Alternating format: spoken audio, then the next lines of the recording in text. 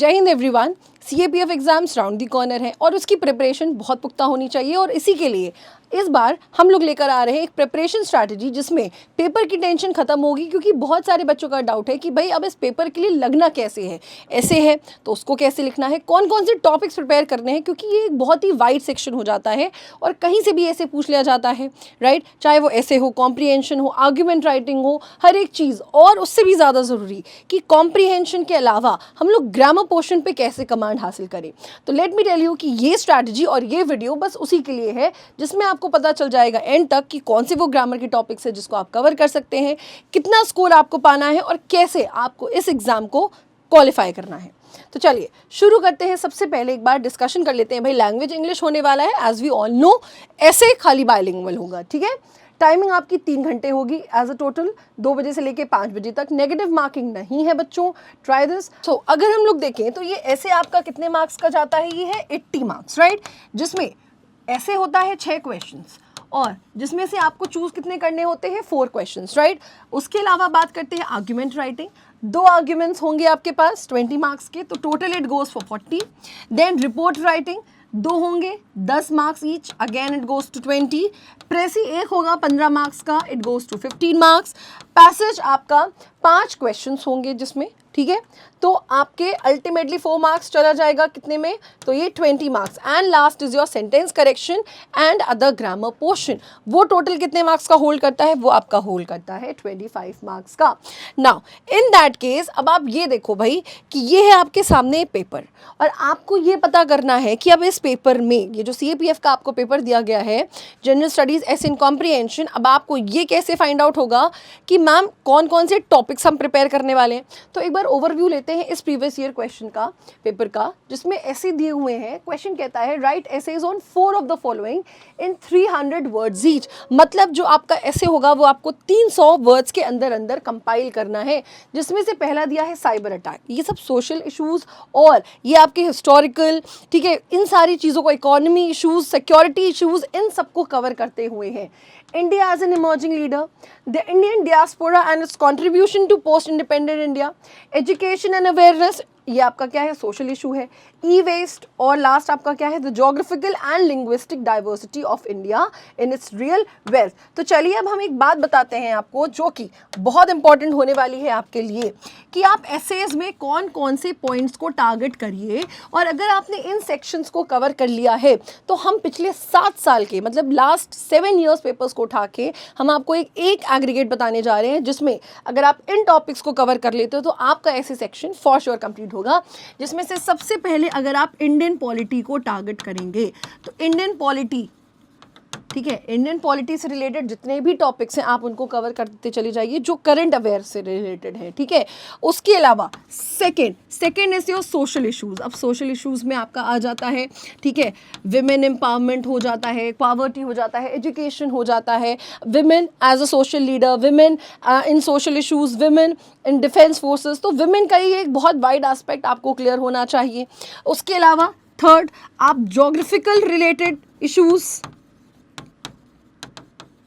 And fourth your security issues. अगर ये 4 content को आप प्रिपेयर कर लेते हैं, उसके अलावा आपको इससे ज़्यादा कुछ भी करने की ज़रूरत नहीं है। क्योंकि अगर आप इन्वायरमेंट एंड इकोलॉजी को भी, जिसमें ज्योग्राफी को हम बोल देते हैं इन्वायरमेंट एंड इकोलॉजी, ठीक है, अगर आप इस सेक्शन को कवर कर लेते हैं तो आपको इनमें से 4 एसेज फंस जाएंगे फॉर श्योर, राइट। उसके अलावा फिर 6 एसेज में से आपके पास एक वाइड रेंज टू चूज़ होगा कि हम क्या चूज़ करने वाले हैं। तो इससे ज़्यादा आपको कोई भी टॉपिक पे कवर नहीं करना है।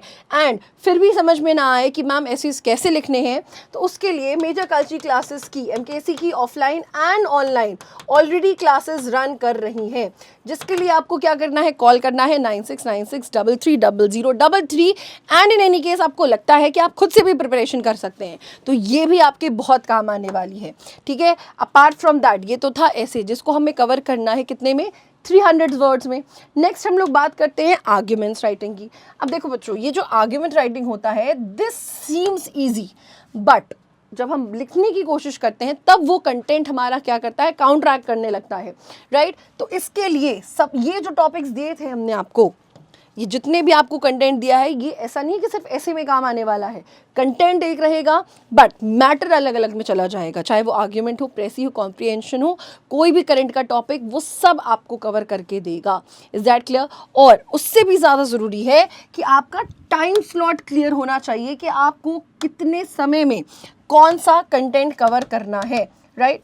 टाइम मैनेजमेंट, तीसरी चीज़ जो आपको दिमाग में रखनी है, टाइम मैनेजमेंट, क्योंकि time management over quality that counts, कि आपको क्वालिटी भी देखना है और अपना टाइम मैनेजमेंट भी ध्यान देना है। तो जब हम बात करते हैं बच्चों ऐसे की, क्योंकि 4 एसेज हैं, तो मेक श्योर कि आप 60 to 70 मिनट्स में इसको कवर कर ले जाओ।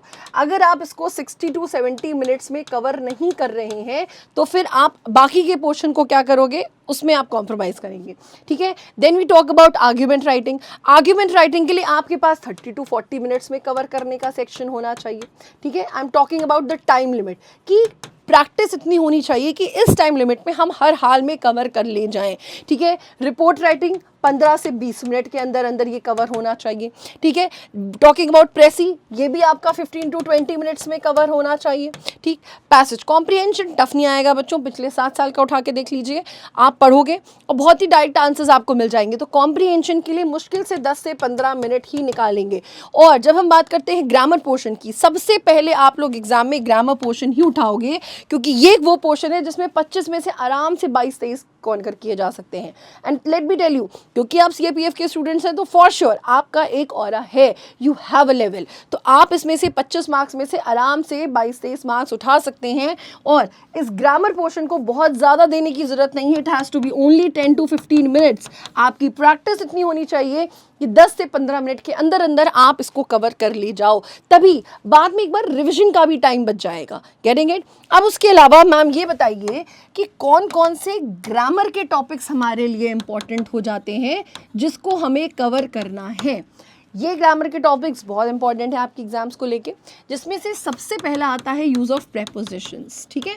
प्रेपोजिशंस का यूज़, क्योंकि आपके पास क्वेश्चंस जो बनते हैं फ्रेजल वर्ब्स के, जिसमें से वो वोकैबुलरी आपको दे दी जाती है और आपसे कहा जाता है कि सेंटेंस बनाना है, तो फ्रेजल वर्ब्स या फिर यूज़ ऑफ प्रेपोजिशंस आपको क्लियर होना चाहिए।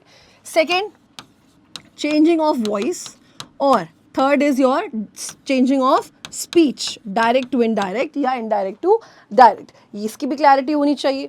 Then question tag, question tag से भी इसमें क्वेश्चंस आते हैं। अब क्योंकि सीडीएस का बच्चा भी बैठता है, ठीक है, तो अब एफकैट का बच्चा भी बैठता है, तो उसको कहीं ना कहीं ग्रामर हमेशा स्ट्रॉन्ग रहती है उसकी, तो ये पोर्शन उसके लिए प्लस पॉइंट हो जाता है। Got it? उसके अलावा टॉकिंग अबाउट आर्टिकल्स आपको क्लियर होना चाहिए। देन चेंज द सेंटेंस, मतलब चेंज टू सिंपल और मिक्स्ड सेंटेंसेस में आपको प्रैक्टिस होना चाहिए, मतलब इन सारे पोर्शंस की क्लैरिटी होनी चाहिए।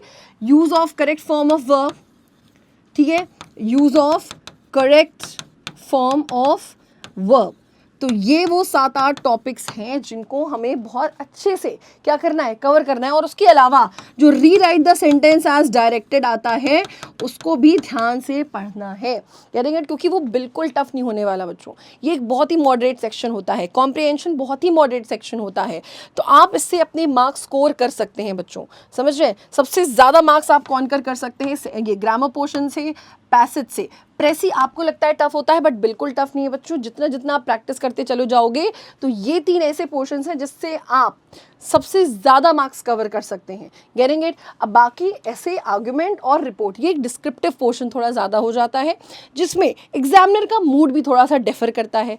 अब रीडिंग और कंटेंट कैसे बढ़ाया जाए, क्योंकि content enrichment is the point जो हर एक बच्चा समझता है।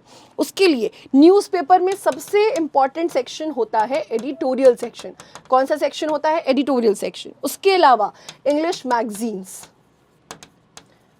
अवेयरनेस मैगजीन्स मस्ट हैं, प्रतियोगिता दर्पण है, और भी बहुत सारी मैगजीन्स हैं जो गवर्नमेंट इनिशिएट भी करती हैं, ठीक है, तो ये सारी मंथली मैगजीन्स हैं, उनको करिए।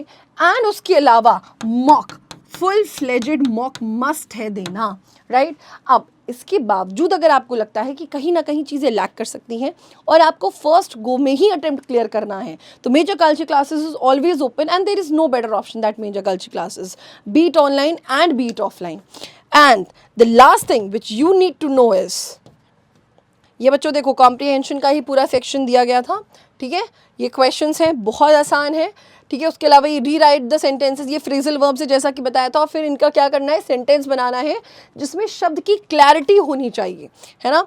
तो अब द पॉइंट इज कि why to score 100 and not 50 marks. भाई हम 50 मार्क्स भी तो क्वालिफाइंग कर सकते हैं, क्योंकि जब आप फाइनल कट ऑफ जाओगे ना, तो फाइनल कट ऑफ में आपको कहीं ना कहीं डाउट होगा कि भाई हमारा कहीं स्कोर कम ना पड़ जाए, इसीलिए टारगेट करो 100+। And this is not a miracle, 100+ score करना बिल्कुल भी मिरेकल नहीं है उस बच्चे के लिए जो CDS FCAT जैसे एग्जाम्स में ऑलरेडी बैठ रहा है। You have a good knowledge of English, right. और उसके अलावा आप प्रैक्टिस भी कर रहे हैं, 3 महीने का ऑलरेडी समय है हमारे पास, तो इस 3 महीने हमें बिल्कुल लग जाना है, अवेयरनेस बढ़ानी है, content enrichment, and here you go, the exam is yours, right. तो एक फाइनल कट ऑफ के लिए हमें टारगेट करना है 100+, एंड उसमें मेजर कल्चर क्लासेस आपको फॉर श्योर हेल्प करने वाला है। सिंपली आपको कॉल करना है 9696330033 पे। लिमिटेड टाइम ऑफर है, रिटन, फिजिकल, स्पोकन, इंटरव्यू के लिए, study material and doubt counter, each and everything will be provided, each aspect will be covered of yours. तो जस्ट मिलते हैं किसी ऑनलाइन या ऑफलाइन सेशन में। थैंक यू, जय हिंद।